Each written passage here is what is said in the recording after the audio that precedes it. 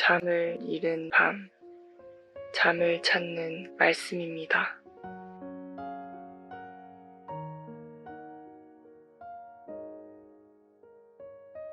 믿음으로 이삭은 장차 있을 일에 대하여 야곱과 에서에게 축복하였으며, 믿음으로 야곱은 죽을 때에 요셉의 각 아들에게 축복하고 그 지팡이 머리에 의지하여 경배하였으며, 믿음으로 요셉은 임종시에 이스라엘 자손들이 떠날 것을 말하고 또 자기 뼈를 위하여 명하였으며,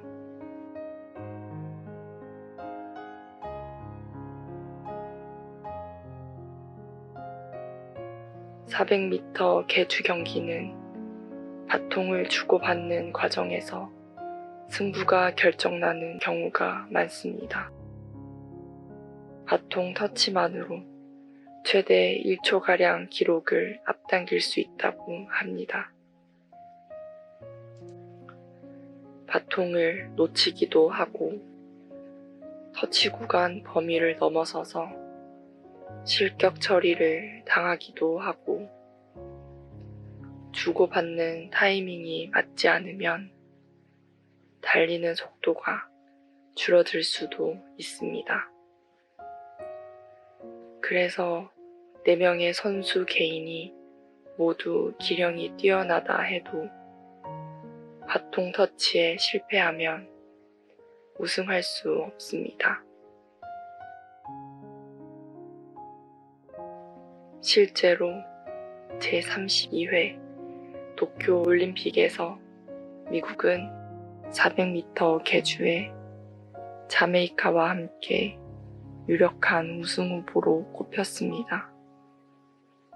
다만 20여 년간 이어진 바통 터치 징크스가 걸림돌이었습니다.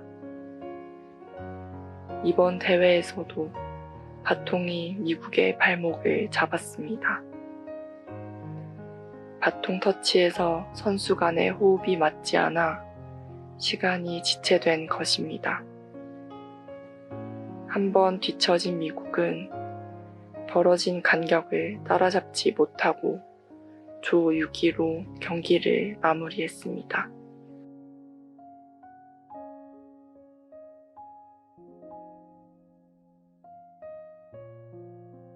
이삭은 유명한 아브라함의 아들이자 유명한 야곱의 아버지였습니다.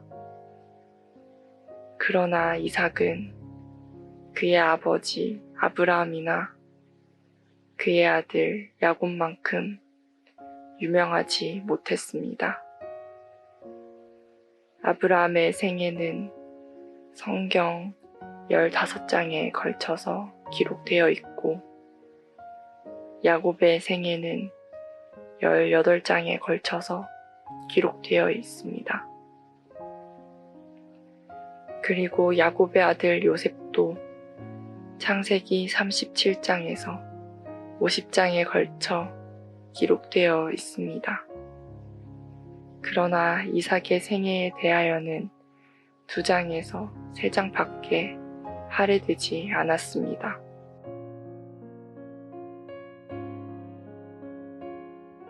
야곱은 인간적인 약점이 많았지만 그럼에도 불구하고 늘 하나님과 언약의 관계를 유지했습니다.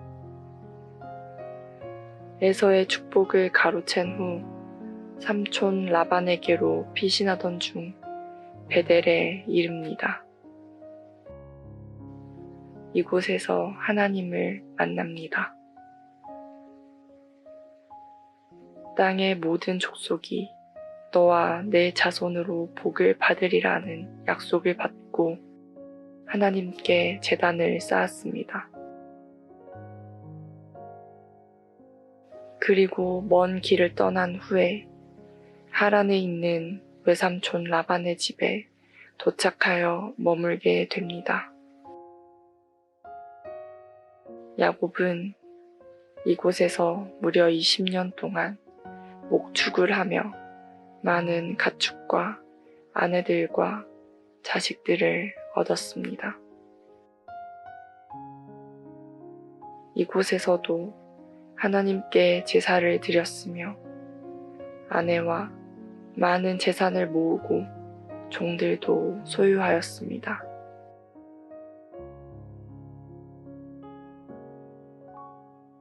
그 후 야곱이 하란을 떠나 밤에 가족들을 모두 야복 나루 건너로 보내고 자신도 건너려 할 때 하나님이 나타났고 밤새 씨름을 하고 이긴 후에 이스라엘이라는 이름을 얻게 되었습니다.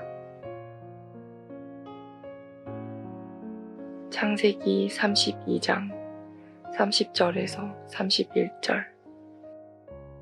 그러므로 야곱이 그곳 이름을 브니엘이라 하였으니 그가 이르기를 내가 하나님과 대면하여 보았으나 내 생명이 보전되었다 함이더라. 그가 브니엘을 지날 때에 해가 돋았고 그의 허벅다리로 말미암아 절었더라. 야곱은 박진감 넘치는 삶 가운데 늘 하나님과 언약 관계를 유지하였습니다. 요셉은 형들에 의해 보디발이라는 한 애국 장군에게 팔렸고 결국 보디발의 집을 관리하는 사람이 되었습니다. 그곳에서 요셉이 직무를 훌륭히 수행해 보디발의 가장 믿음직한 부하가 되어 보디발의 집안 전체를 관리하게 되었습니다. 보디발은 요셉이 무슨 일을 하든지 하나님께서 요셉을 돌보신다는 사실을 경험하게 되었습니다.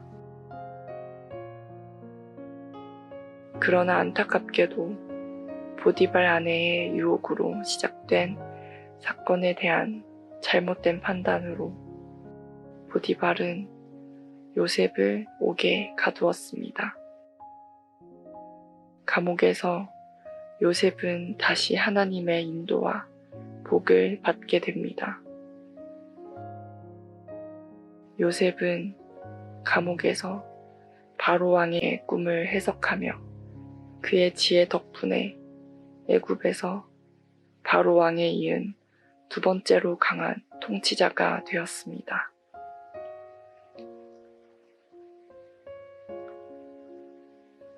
이삭도 그의 생애 초반에는 아브라함이나 야곱 못지않은 훌륭한 모습을 보여주었습니다.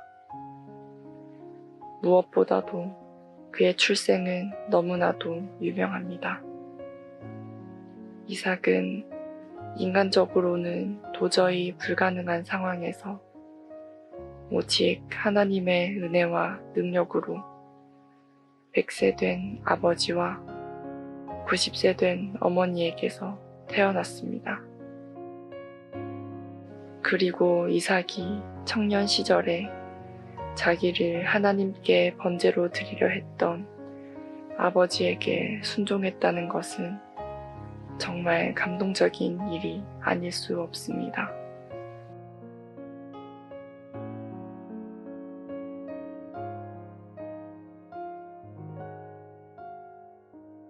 이삭은 결혼하여 아내 리브가가 자식을 낳지 못하자 하나님께 기도하여 쌍둥이 아들을 얻기도 했습니다. 사람들은 하나님께서 이삭과 함께 계시며 축복해 주시는 것을 역력히 볼 수 있었습니다.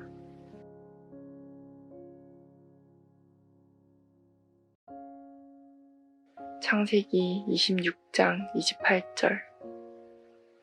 그들이 이르되 여호와께서 너와 함께 계심을 우리가 분명히 보았으므로 우리의 사이 곧 우리와 너 사이에 맹세하여 너와 계약을 맺으리라 말하였노라.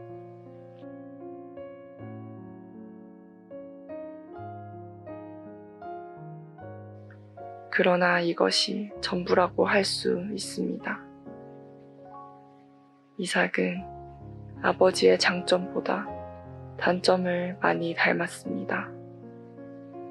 그는 처음 아브라함이 그랬던 것처럼 거짓말도 마다하지 않았습니다.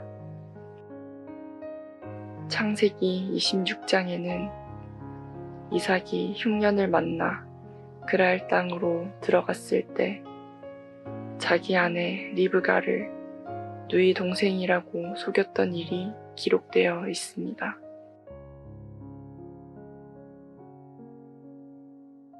그는 하나님을 전적으로 신뢰하지 못했고 사람들이 자기의 아름다운 아내 리브가를 빼앗아 가기 위해 자기를 죽일 것을 염려했던 것입니다.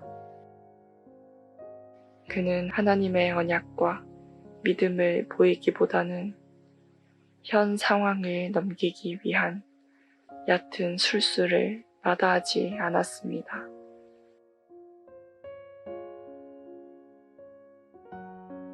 리브가는 단순히 이삭의 아내인 것뿐 아니라 하나님께서 약속하신 자손을 낳게 될 여인이었습니다.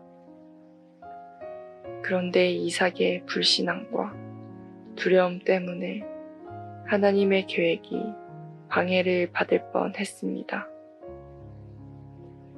이삭은 이처럼 믿음 없이 거짓말을 하는 사람이었고 무책임한 사람이었습니다. 이삭도 처음에는 놀라운 신앙의 모습을 보여주었습니다. 아버지 아브라함이 자신을 번제로 드리려고 했을 때 순순히 순종했습니다. 그러나 그것은 자기가 자발적으로 한 것이라기보다는 아버지의 놀라운 하나님에 대한 순종을 수동적으로 따른 것이라 할 수 있습니다. 이삭은 아브라함처럼 믿음 좋은 아버지가 있을 때는 목숨을 건 순종도 할 수 있었으나 온전한 자신의 믿음으로는 행하지 못한 사람이었습니다. 그러나 오늘 본문을 다시 보게 되면 믿음으로 이삭은 장차 있을 일에 대하여 야곱과 에서에게 축복하였으며 믿음으로 야곱은 죽을 때에 요셉의 각 아들에게 축복하고 그 지팡이 머리에 의지하여 경배하였으며 믿음으로 요셉은 임종시에 이스라엘 자손들이 떠날 것을 말하고 또 자기 뼈를 위하여 명하였으며 위에서 살펴본 대로 이삭은 다른 족장들에 비해 약간 뒤처지는 행적을 남겼습니다. 그럼에도 오늘 본문은 믿음으로 이삭은, 믿음으로 야곱은, 믿음으로 요셉은 이라고 기록되어 있습니다. 동일한 선상에서 기록하고 있습니다. 그렇다면 공통적으로 어떤 행위가 있었을까요? 이삭은 미래에 대하여 야곱과 에서를 축복했습니다.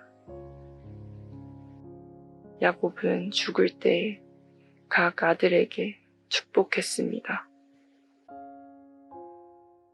요셉은 임종시에 가나안에 대한 소망을 말했습니다. 이들은 모두 죽기 전 자녀들에게 신앙의 유산을 물려준 것입니다. 쉽게 말하면 바통 터치를 잘 한 것입니다.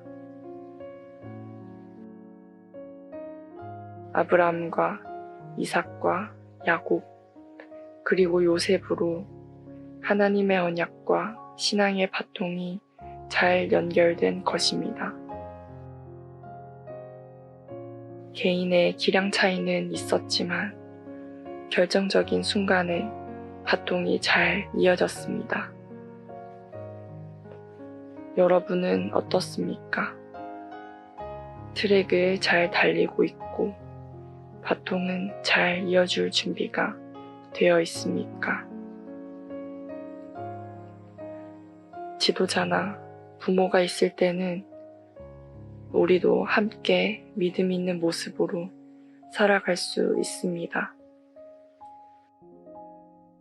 그러나 그들이 없을 때는 우리의 삶이 방향을 잃어버리고 방황하기 일쑤입니다. 부모의 권유로 어쩔 수 없이 신앙생활을 하다 혼자 객지에 나가 있으면 신앙생활을 하지 않는 사람이 많습니다. 신앙의 바통 터치가 잘못된 것입니다. 말씀을 맺겠습니다. 이삭과 야곱, 요셉은 믿음의 사람들이었습니다. 각 개인의 신앙 차이는 있었지만 신앙의 바통을 잘 연결해 주었습니다. 나의 신앙도 중요하지만 나의 자녀나 제자들에게 내 신앙을 물려주느냐의 문제가 더욱 중요합니다.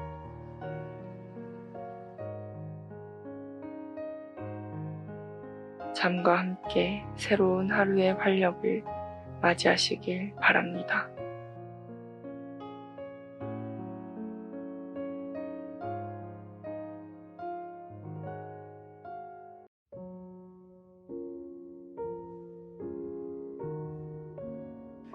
주식방의 언어와 그 말씀. 열왕기하 22장 8절에서 11절 말씀입니다.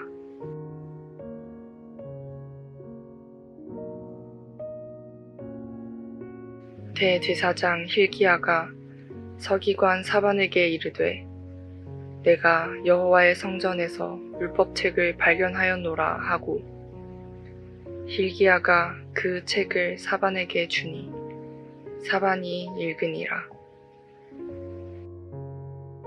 서기관 사반이 왕에게 돌아가서 보고하여 이르되 왕의 신복들이 성전에서 찾아낸 돈을 쏟아 여호와의 성전을 맡은 감독자의 손에 맡겼나이다 하고 또 서기관 사반이 왕에게 말하여 이르되 제사장 힐기야가 내게 책을 주더이다 하고 사반이 왕의 앞에서 읽으매 왕이 율법책의 말을 듣자 곧 그의 옷을 찢으니라.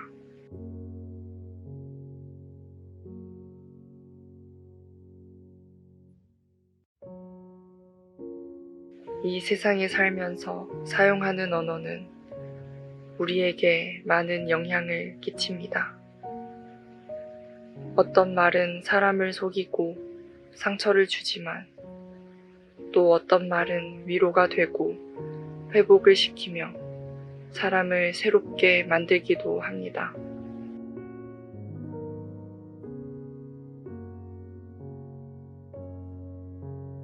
한동안 스팸 전화나 문자가 많이 와서 짜증도 나고 스트레스도 많이 받았습니다.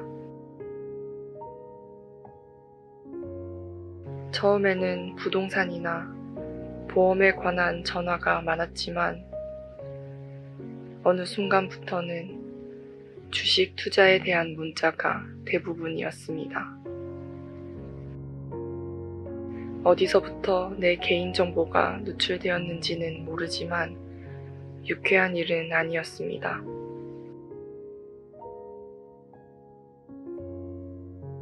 하루 평균 2-3건 정도로 문자가 오는데 몹시 신경에 거슬렸습니다.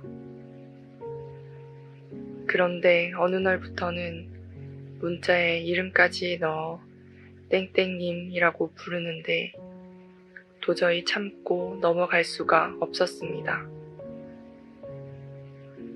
여러 방법을 알아보던 중 차단 문구 관리 기능이라는 것을 알게 되었습니다. 문자 속 특정 단어를 저장해 놓으면 번호가 차단되어 더 이상 문자가 오지 않습니다. 그래서 문자가 올 때마다 중심 단어를 차단 문구에 등록했는데 많은 양의 단어가 쌓이다 보니 지금은 광고 문자가 거의 오지 않게 되었습니다.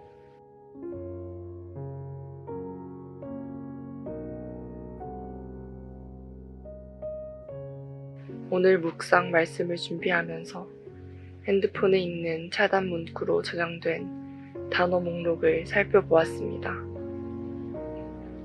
초대박, 투자, 급등주, 고배당, 상한가, 빅수익, 소액, 목돈, 당첨, 최고수익, 솔루션 등등이었습니다.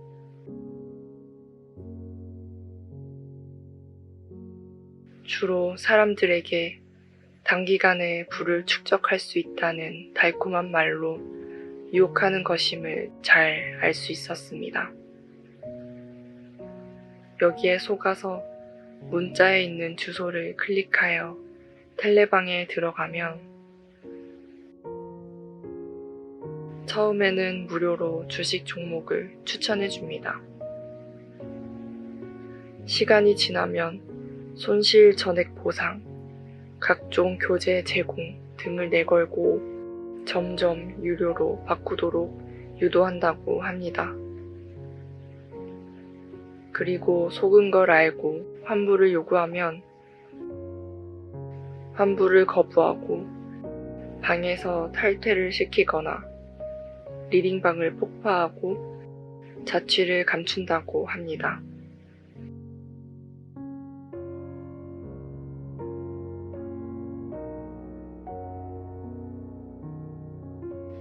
오늘 본문을 보면 구약 이스라엘 백성들에게 하나님의 말씀이 사라져 버렸고 율법의 책이 기억에서 사라졌던 시절의 이야기가 나옵니다. 분열왕국 시대에 남왕국 유다 요시야 왕 때 있었던 일입니다. 그는 유다의 여러 왕 가운데 선한 왕으로 불리우는 왕입니다. 열왕기하 22장 2절. 요시야가 여호와 보시기에 정직히 행하여 그의 조상 다윗의 모든 길로 행하고 좌우로 치우치지 아니하였더라. 왕위에 오른 요시야가 예루살렘 성전의 수리 작업을 시작합니다. 그에 앞선 왕들은 우상 숭배를 방치하거나 적극적으로 동조할 뿐 아니라 성전을 훼손하거나 방치하는 일도 서슴지 않았습니다. 성전 곳곳이 파손되고 허물어져 갈 때 요시야는 서기관 사반을 대제사장 힐기야에게 보내서 성전 수리를 명령합니다. 그런데 성전 수리가 진행되는 가운데 뜻밖의 일이 일어났습니다.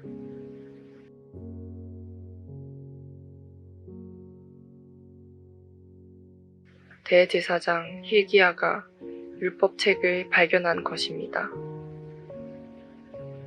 열왕기하 22장 8절. 대제사장 힐기야가 서기관 사반에게 이르되 내가 여호와의 성전에서 율법책을 발견하였노라 하고 힐기야가 그 책을 사반에게 주니 사반이 읽으니라.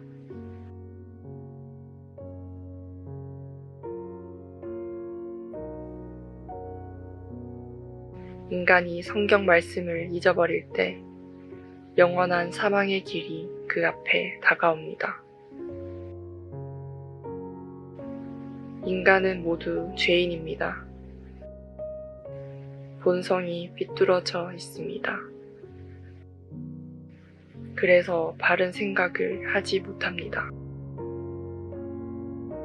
잠언 14장 12절은 이렇게 증거합니다.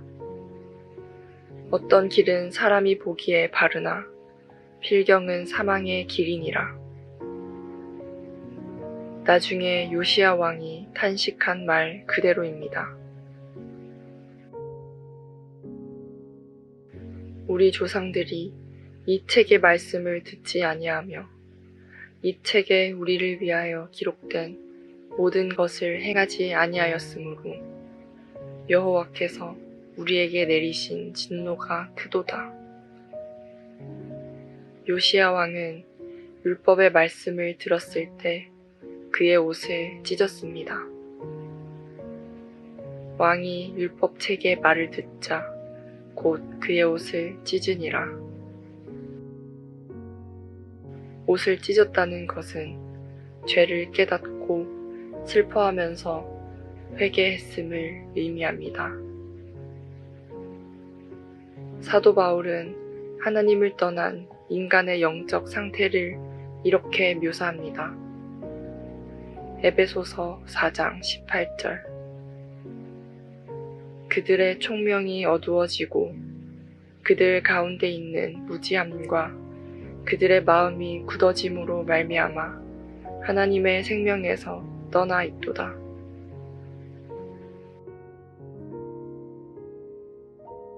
자신은 옳다고 주장하지만 욕심을 부리고 자꾸 죄악의 길로 나아갑니다. 하나님 말씀만이 우리를 바른 길로 인도합니다. 히브리서 4장 12절.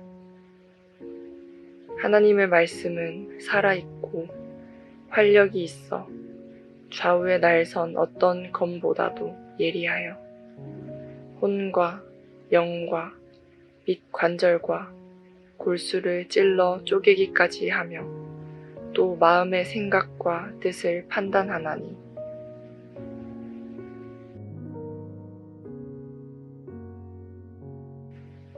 요시야 왕이 회개하고 하나님 말씀 앞에 섰을 때 하나님이 그를 구원하시고 축복하셨습니다. 요시야가 하나님의 말씀에 대해 더 자세히 알고 싶어서 대제사장 hil기야와 서기관 사반을 비롯해서 신하 몇 사람을 여선지자 훌다에게 보냅니다. 그때 훌다를 통해서 하나님이 이렇게 말씀하십니다. 열왕기하 22장 19절. 내가 이곳과 그 주민에게 대하여 빈 터가 되고 저주가 되리라 한 말을 내가 듣고 마음이 부드러워져서 여호와 앞 곧 내 앞에서 겸비하여 옷을 찢고 통곡하였으므로 나도 내 말을 들었노라. 여호와가 말하였느니라.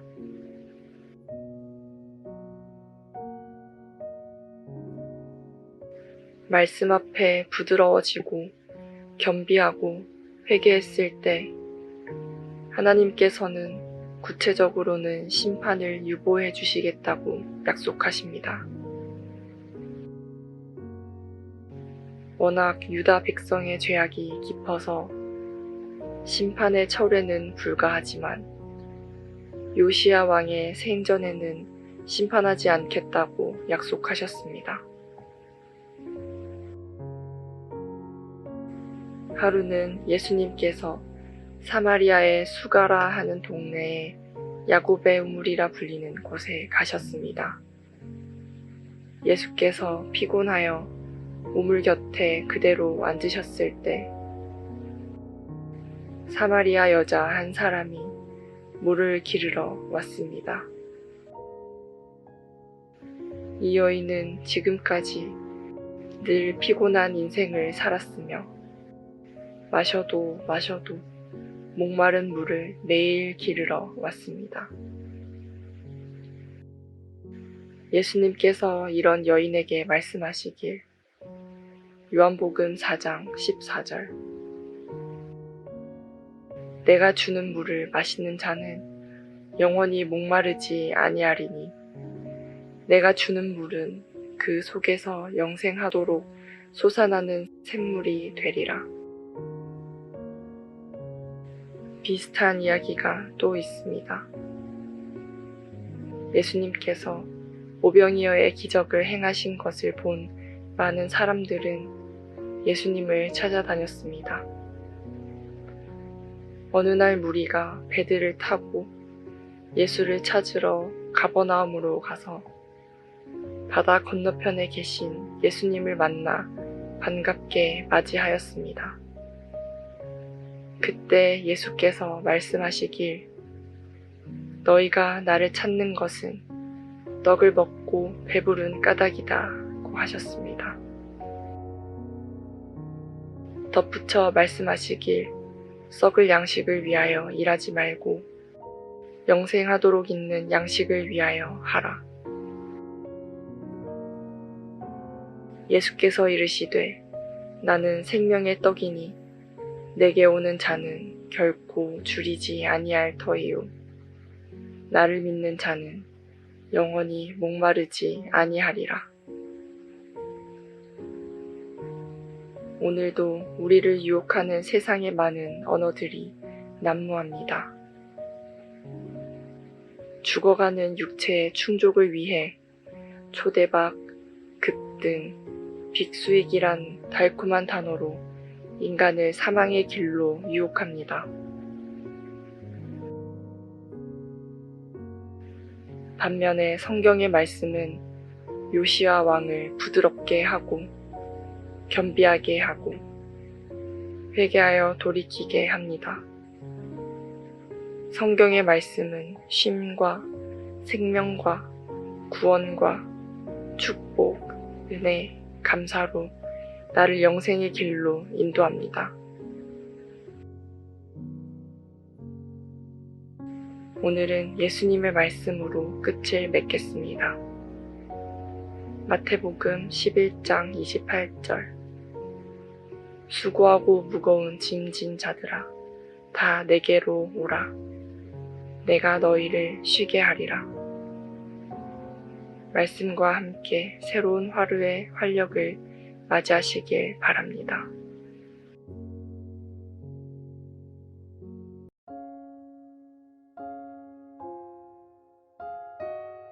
사무엘상 13장 8절에서 13절 말씀입니다.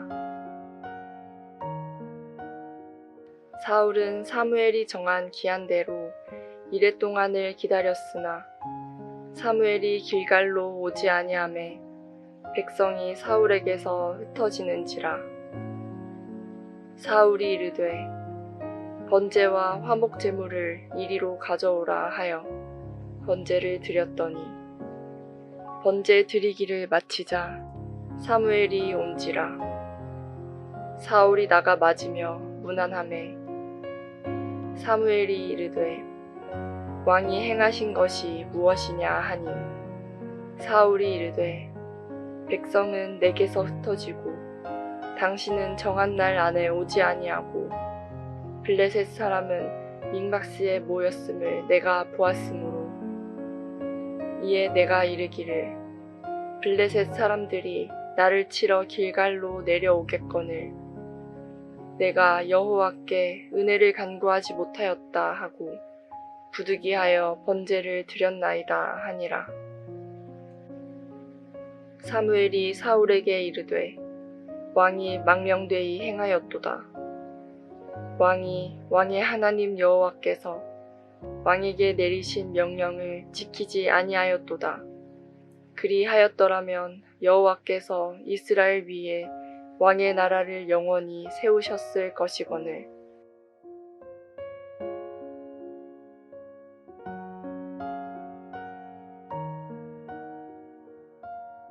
기다림은 우리가 일상생활에서 흔히 경험하는 것으로 우리의 삶에서 뺄래야 뺄 수 없는 중요한 부분입니다. 기다림은 일반적으로 어떤 사건이나 결과에 대한 기대와 관련이 있습니다. 이 기대가 커지면 점점 긴장하게 되고 여러 가지 복잡한 감정이 생기게 됩니다. 그리고 시간이 흐름에 따라 기대와 긴장이 증가하거나 감소할 수 있습니다. 그리고 기다림은 종종 미래에 대한 희망과 불안의 감정을 느끼게 하는데 예상되는 결과에 따라 안도나 염려 등 다양한 감정이 우리를 갈등하게 만듭니다. 기다림이 끝나고 결과가 나타나면 성취와 만족감을 얻을 수도 있고 이것은 기다림의 끝에 주어지는 보상이 되기도 합니다. 오늘 이스라엘의 초대 왕 사울에게도 기다림이 시작되었습니다. 비록 7일 동안의 기다림이었지만 그에게는 아주 길고 긴 기다림이었습니다. 사울이 왕이 된 지 2년째 되는 해에 블레셋과 전쟁을 하게 됩니다. 싸움을 시작하기 전에 막상 뚜껑을 열어보니 기대와 달리 이스라엘은 숫자도 부족하고 무기에도 밀린다는 것을 알았습니다.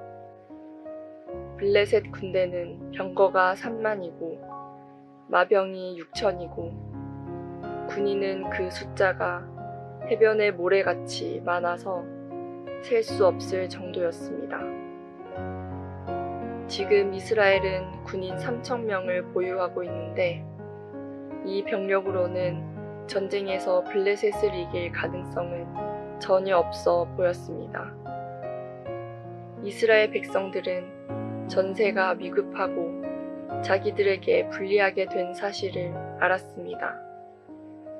하나 둘씩 굴과 수풀과 바위 틈에 은신하고 더러는 은밀한 다른 곳으로 숨고 더러는 요단을 건너 피난을 가 버렸습니다.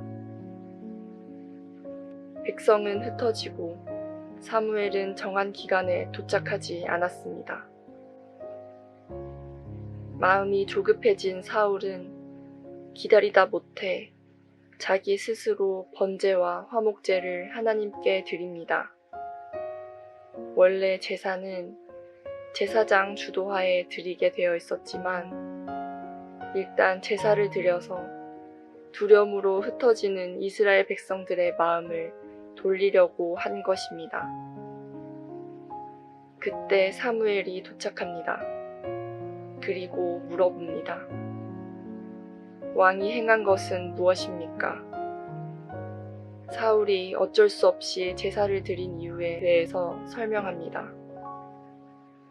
첫째는 백성들은 내게서 흩어지고, 둘째는 제사를 주도하는 사무엘은 정한 기간에 오지 않고, 셋째는 블레셋 군인들은 코앞에까지 와 있다고 말합니다. 이러한 이유 때문에 12절에 부득이하여 번제를 드렸다고 변명합니다. 잘못된 것을 알면서도 하는 수 없이 그렇게 했다는 말입니다.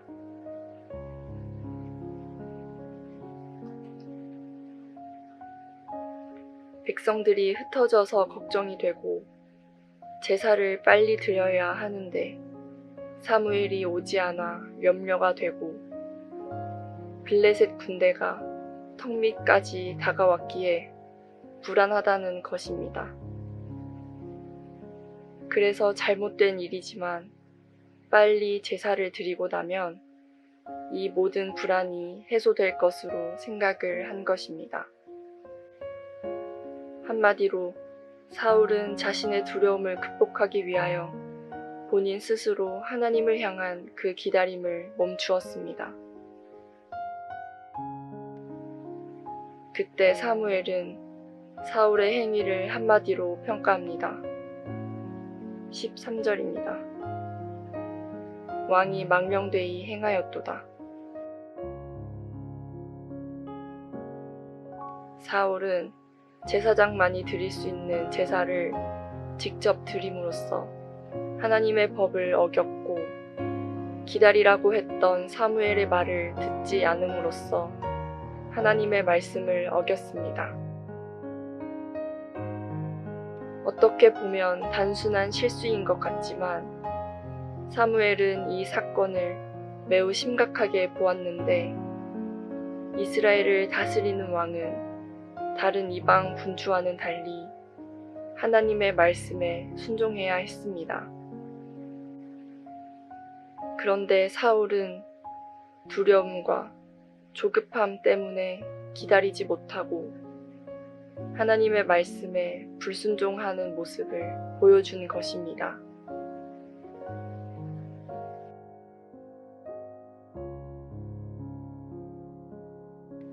애굽의 압박 밑에서 구해내신 하나님, 광야의 생활 속에서 먹이시고 입히시어 인도하신 하나님,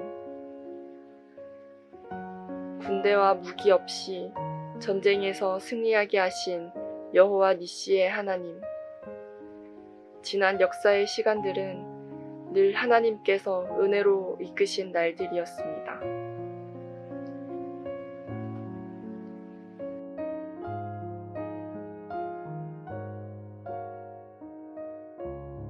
전쟁은 누구에게 속한 것인가요? 하나님께 속한 것이라고 분명히 성경은 말합니다. 역대하 20장 15절. 여호와께서 이같이 너희에게 말씀하시기를 너희는 이 큰 무리로 말미암아 두려워하거나 놀라지 말라. 이 전쟁은 너희에게 속한 것이 아니요 하나님께 속한 것이니라.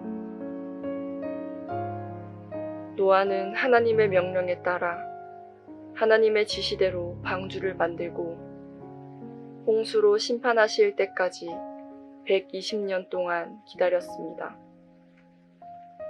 그의 믿음과 순종으로 인해 그와 그의 가족은 홍수의 심판을 피하고 새로운 세상의 시작을 이끌었습니다.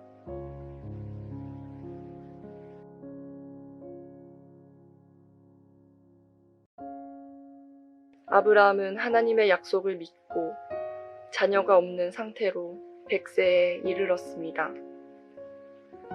그러나 그는 하나님의 언약의 약속을 믿음과 인내로 기다렸고 결국 그의 아내 사라는 90세의 많은 나이에 아들 이삭을 낳게 되었습니다. 요셉은 자기의 꿈에 따른 시기로 다른 형제들로부터 팔리고 노예로 전락했습니다. 그러나 그는 오랜 기다림과 시련을 견디며 나중에 애굽에서 총리라는 지위에 오르게 되었습니다.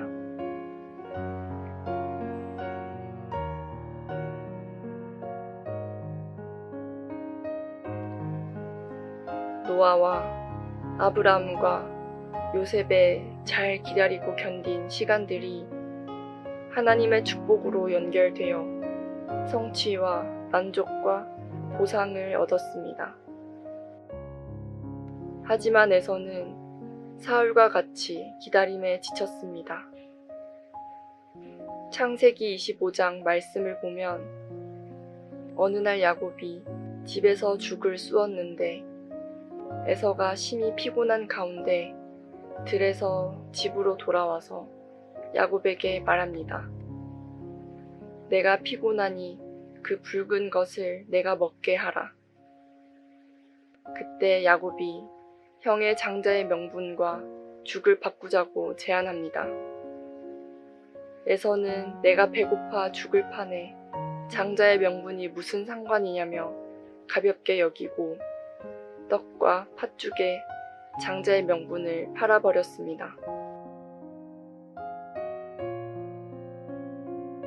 히브리서 12장 16절. 음행하는 자와 혹 한 그릇 음식을 위하여 장자의 명분을 판 에서와 같이 망령된 자가 없도록 살피라. 사울과 에서는 기다림에 실패하여 망령되다는 평가를 받았습니다.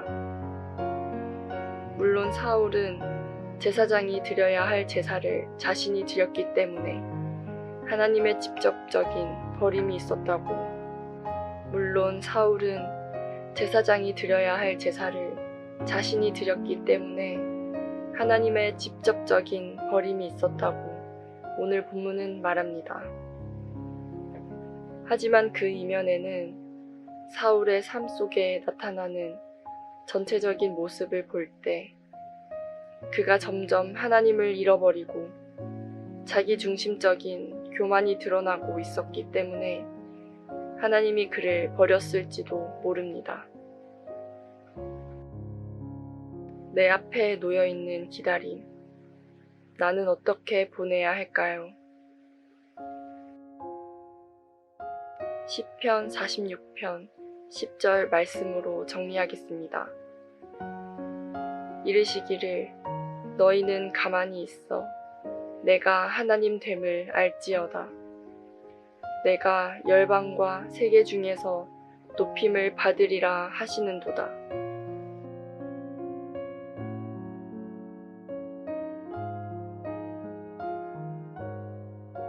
말씀과 함께 새로운 하루의 활력을 맞이하시길 바랍니다.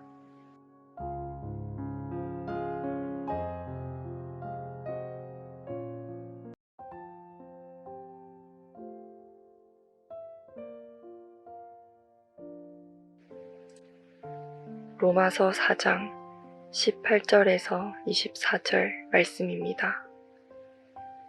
아브라함이 바랄 수 없는 중에 바라고 믿었으니 이는 내 후손이 이같으리라 하신 말씀대로 많은 민족의 조상이 되게 하려 하심이라.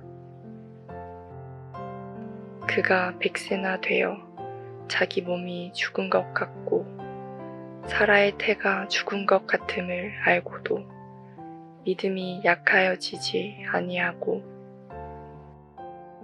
믿음이 없어 하나님의 약속을 의심하지 않고 믿음으로 견고하여져서 하나님께 영광을 돌리며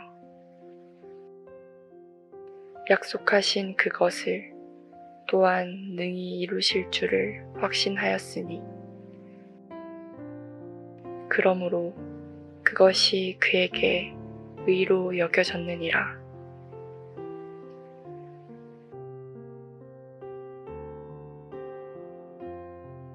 연애를 하는 사람은 상대로부터 언제 연락이 올지 답장을 기다리며 핸드폰을 열심히 들여다봅니다. 대학 입학을 위해 입시 원서를 넣은 학생은 애타게 결과를 기다립니다. 취업을 위해 회사에 지원서를 넣은 청년은 합격 메일을 기다립니다. 어느 신문에서 본 기사의 제목입니다. 섬에 버려진 누렁이의 기약 없는 기다림. 섬으로 관광하러 왔다가 주인이 버리고 간 유기견이 매일 부두 주위를 맴돌고 있다가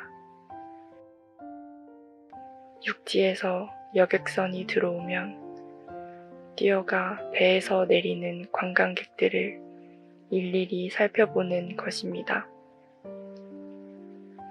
혹시 나를 찾으러 주인이 왔는지 확인하며 다시 오지 않을 주인을 애타게 기다리는 안타까운 그 강아지의 모습이 아직도 눈에 선합니다. 나그네 인생을 사는 우리는 시시때때로 사망의 음침한 골짜기를 지날 수 있습니다.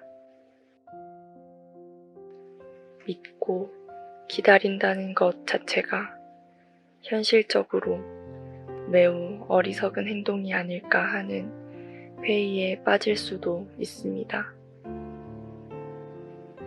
아브라함의 기다림은 우리가 세상을 살아가면서 어떤 마음으로 기다려야 하는지 믿음으로 교훈하고 있습니다. 우리는 이 믿음을 배우는 자세가 필요합니다. 아브라함의 나이 100세, 그의 아내 사라의 나이 90세입니다. 인간의 상식으로 그들이 자식을 낳는다는 것은 불가능한 일입니다. 그러나 주목할 사실은 그는 바랄 수 없는 중에도 포기하지 않고 바라고 기다리는 믿음이 있었습니다. 그는 자신의 곤혹스런 당면 문제를 피하지 않고 문제의 본질이 무엇인지 그 밑바닥까지 들여다볼 줄 알았습니다. 도저히 불가능한 것을 바라는 아브라함의 기다림은 어떤 것일까요? 19절에 자기 몸이 죽은 것 같고 사라의 태가 죽은 것 같음을 알고도 믿음이 약하여지지 아니하고 라고 했습니다. 그의 믿음은 약하여지지 않고 하나님의 약속을 의심하지 않고 기다렸습니다. 20절 믿음이 없어 하나님의 약속을 의심하지 않고 믿음으로 견고하여져서 하나님께 영광을 돌리며 하나님 앞에서는 아브라함의 늙은 육체도 문제가 되지 않으며 인간의 연약함도 문제가 되지 않습니다. 하나님은 인간이 가능하다고 믿고 교만하여 자신하는 일에 역사하지 않으시고 그의 미리 정하신 계획과 그의 뜻 가운데서 일을 이루시고 성취해 나가십니다. 사람이 만들어 놓은 가치나 환경, 철학 사상에 얽매이지 않으시고 자신의 정하신 언약과 공의에 따라 직진해 나가십니다. 여기 또 다른 한 사람이 있습니다. 간절히 기다리던 아기 예수님을 만나 그분이 메시아임을 증거한 시므온의 기다림은 아브라함과는 또 다른 감동을 줍니다. 예수님이 탄생하신 후 8일이 지나서 결례를 하러 성전에 가셨을 때에 있었던 일입니다. 결례란 하나님의 율법으로서 당시 유대인들은 남자아이가 태어나면 출생 후 8일 만에 할례의식을 하였습니다. 이때의 요셉과 마리아가 어린 비둘기 2마리를 번제와 속죄제로 드렸습니다.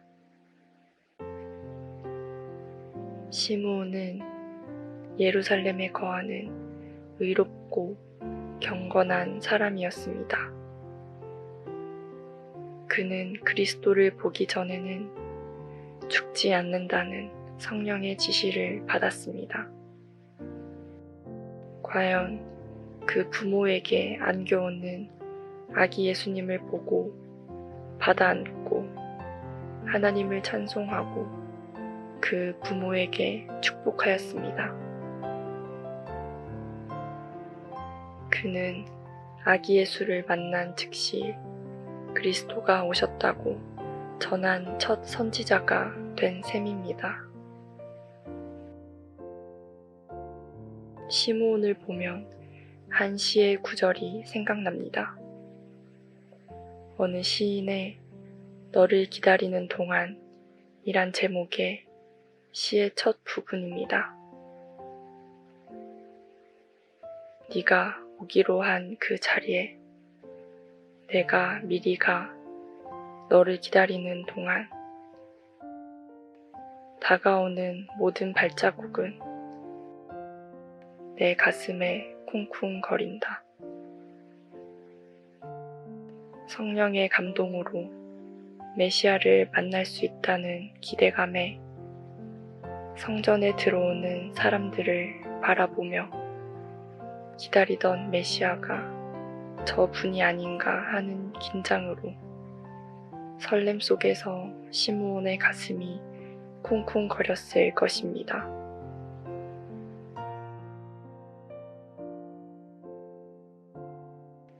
그는 무엇을 기다립니까? 누가복음 2장 25절 예루살렘에 시므온이라 하는 사람이 있으니 이 사람은 의롭고 경건하여 이스라엘의 위로를 기다리는 자라. 성령이 그 위에 계시더라. 그는 이스라엘의 위로를 기다리는 자라고 하였습니다. 이스라엘의 위로란 메시아가 오셔서 베풀어 주실 위로입니다. 그는 메시아가 이스라엘을 고통에서 구해주실 분으로 믿고 있으며 그의 위로만이 참된 위로라고 믿었습니다. 그는 아기를 안고 하나님을 찬송하였습니다. 누가복음 2장 29절에서 33절 주제여 이제는 말씀하신 대로 종을 평안히 놓아주시는도다. 내 눈이 주의 구원을 보았사오니 이는 만민 앞에 예비하신 것이요 이방을 비추는 빛이요 주의 백성 이스라엘의 영광이니이다 하니 시므온은 기다렸고 만났고 위로를 얻었습니다. 메시아를 만날 약속이 있는 기다리는 삶이었습니다. 기다림의 결과는 위로와 평안과 구원과 빛과 영광이었습니다. 시편 130편 6절 파수꾼이 아침을 기다림보다 내 영혼이 주를 더 기다리나니 참으로 파수꾼의 아침을 기다림보다 더하도다. 다윗은 소년 시절부터 기름 부음을 받았지만 이스라엘의 왕이 되기까지 많은 어려움에 직면했습니다. 그러나 하나님의 약속과 믿음으로 그는 오랜 기다림 끝에 이스라엘의 왕이 되어 선한 왕의 기준으로 기록되어 있습니다. 다윗은 기다림이 끝난 후 구원의 기쁨을 누리는 장면이 시편 40편에 기록되어 있습니다. 시편 40편 1절에서 2절 내가 여호와를 기다리고 기다렸더니 귀를 기울이사 나의 부르짖음을 들으셨도다. 나를 기가 막힐 웅덩이와 수렁에서 끌어올리시고 내 발을 반석 위에 두사 내 걸음을 견고하게 하셨도다 라고 고백하고 있습니다. 이스라엘 백성들이 군사적 우세로 승리를 얻은 적이 있습니까? 숫자적인 열쇠에도, 무기의 열쇠에도 승리는 하나님께 매달리는 자에게 있습니다. 기다림 속에 하나님이 없다면 무슨 소용이 있겠습니까? 아브라함은 기다리고 기다리던 끝에 약속의 아들 이삭을 얻었습니다. 기다림 끝에 큰 민족을 이루고 복을 얻고 창대하게 되었습니다. 지금은 기다림의 계절입니다. 이 땅에 오신 예수님을 기다리며 이 땅에 오실 예수님을 기다립니다.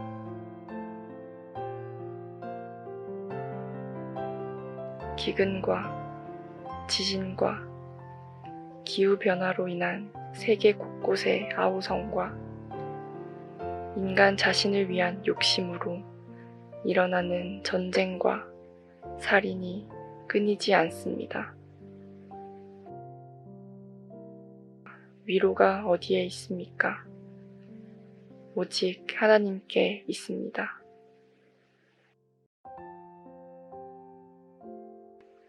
오늘도 말씀으로 정리합니다. 갈라디아서 6장 9절. 우리가 선을 행하되 낙심하지 말지니 때가 이름에 거두리라.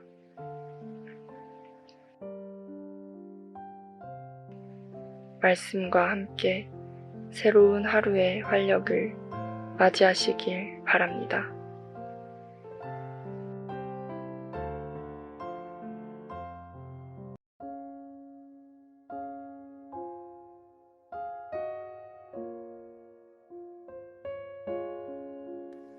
누가복음 13장 6절에서 9절 말씀입니다. 이에 비유로 말씀하시되 한 사람이 포도원에 무화과 나무를 심은 것이 있더니 와서 그 열매를 구하였으나 얻지 못한지라. 포도원 지기에게 이르되 내가 3년을 와서 이 무화과 나무에서 열매를 구하되 얻지 못하니 찍어버리라. 어찌 땅만 버리게 하겠느냐. 대답하여 이르되 주인이여 금년에도 그대로 두소서. 내가 두루 파고 거름을 줄이니 이후에 만일 열매가 열면 좋거니와 그렇지 않으면 찍어버리소서 하였다 하시니라.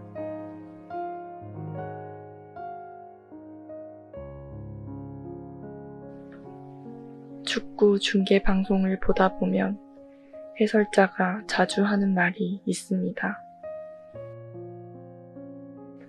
경기 시작해서 5분, 끝나기 전 5분을 잘 해야 한다. 어떤 때는 시작하자마자 너무 쉽게 골을 허용하는 바람에 경기 내내 끌려다닙니다. 또 어떤 때는 모처럼 이기는가 했는데 종료 5분도 남기지 않고 동점골이나 역전골을 허용하는 경우를 여러 번 보았습니다. 축구 경기만 그런 게 아니겠지요. 우리 삶 자체가 그렇고 신앙생활도 그렇습니다. 가롯 유다 같은 사람이 있습니다. 제자로 부름받아 좋은 출발을 했는데 막판에 예수님을 배반하여 팔아버리고 인생을 완전히 망치고 말았습니다.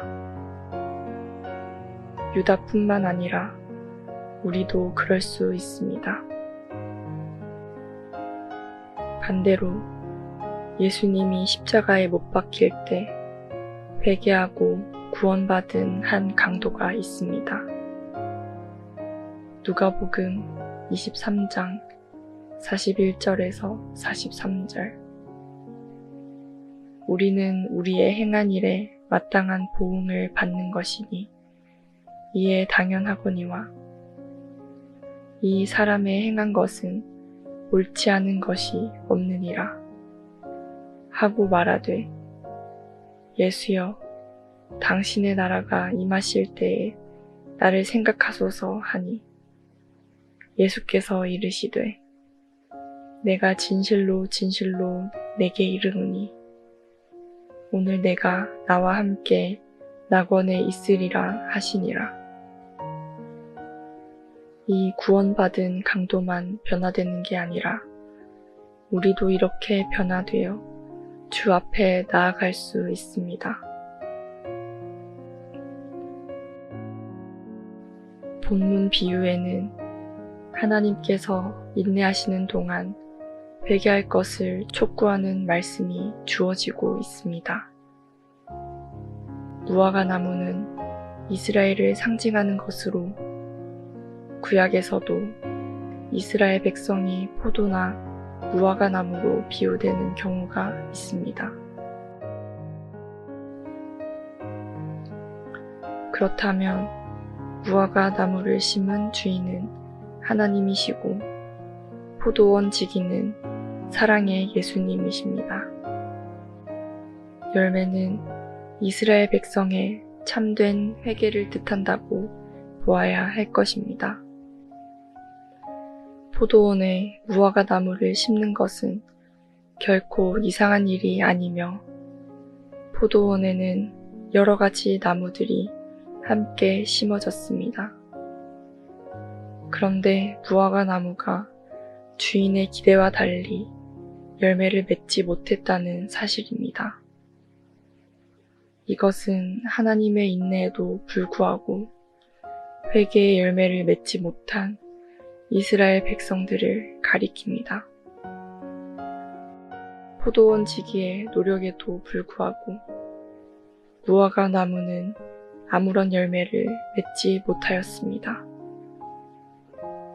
이에 주인은 그 열매 없는 무화과 나무를 찍어버리라고 합니다. 열매를 맺지 못한 무화과 나무는 열매를 맺지 못함으로 스스로의 존재 가치를 상실했으며 쓸데없이 자리만 차지하고 있어서 땅만 버리고 있는 것입니다.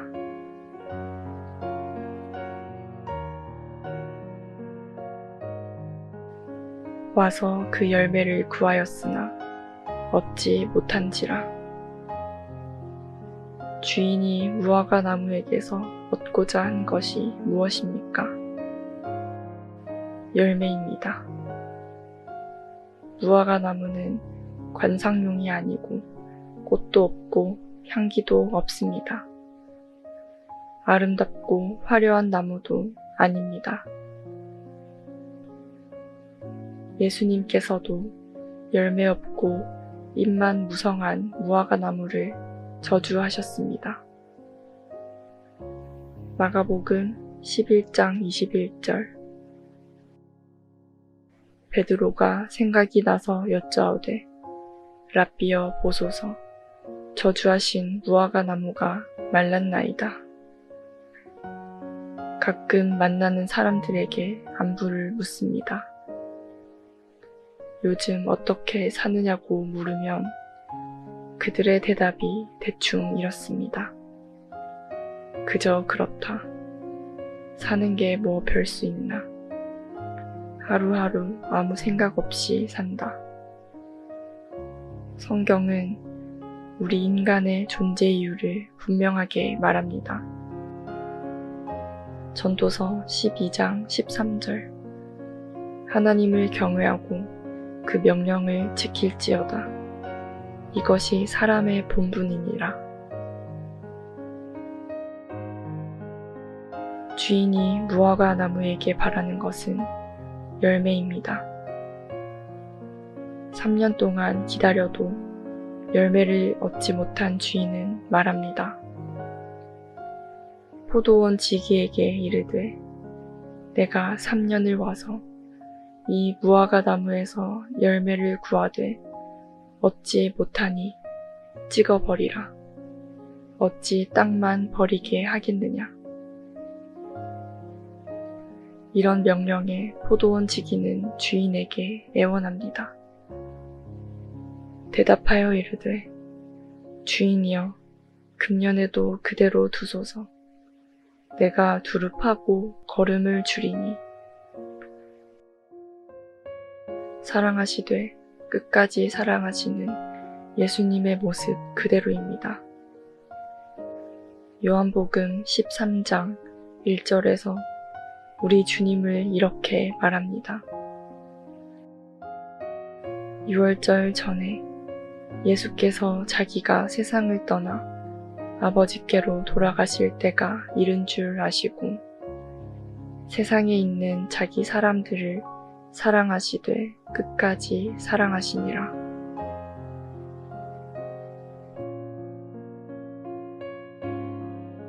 본문 7절에 내가 3년을 와서 이 무화과 나무에서 열매를 구하되 지난 3년간 열매가 달렸을까 하고 해마다 찾았지만 열매는 없었습니다. 생명력이 강하고 생산력이 높은 무화과 나무였기에 당연히 많은 열매를 기대했지만 아무것도 맺지 않았습니다. 하나님께서 우리처럼 성격이 급한 분이라면 우리는 벌써 잘려 나갔을 것입니다. 그러므로 우리가 아직까지 살아있다는 것은 우리의 믿음 때문이 아닙니다. 우리의 열심 때문이 아닙니다. 우리의 충성 때문도 아닙니다. 오직 하나님의 자비와 오래 참으심 때문인 줄 믿습니다.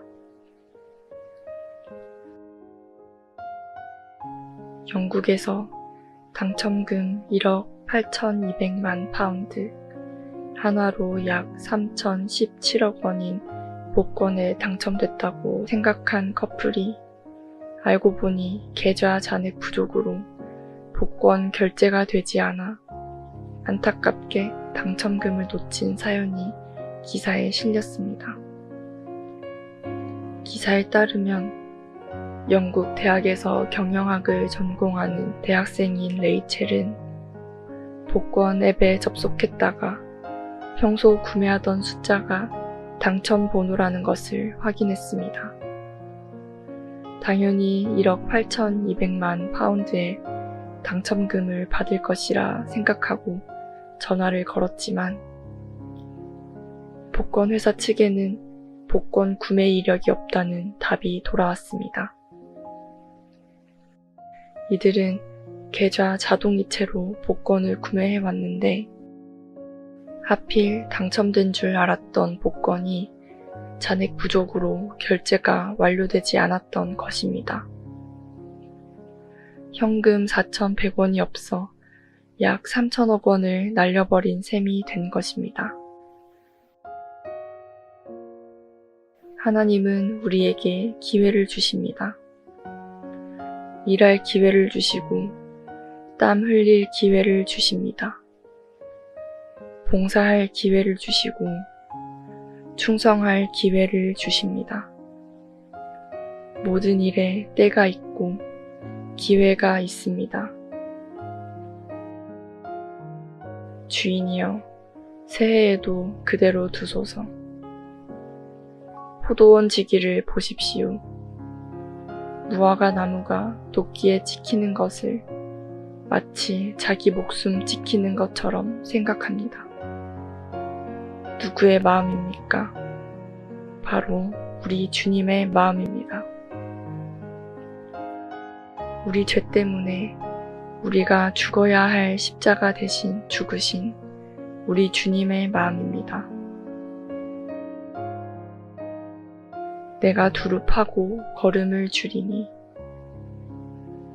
열매 맺지 못한 것은 전적으로 나무의 책임이란만 포도원 지기는 자기 탓으로 돌립니다. 여기서 우리 주님의 십자가 사랑을 발견합니다. 여기서 우리 주님의 뜨거운 사랑을 체험합니다. 한 해가 저물고 새로운 한 해가 시작됩니다. 끝나기 5분 전, 새로 시작하기 5분 전, 우리는 인생의 가장 중요한 기로에 서 있습니다. 하나님께서 우리에게 또 다시 기회를 주셨습니다. 이제는 열매를 맺어야 합니다. 현금 4,100원을 이체하지 않아 3,000억 원을 날리는 안타까운 일이 일어나서는 안 됩니다. 말씀으로 정리합니다. 잠언 25장 13절. 충성된 사자는 그를 보낸 이에게 마치 추수하는 날의 얼음 냉수 같아서 능히 그 주인의 마음을 시원하게 하느니라. 말씀과 함께 새로운 하루의 활력을 맞이하시길 바랍니다.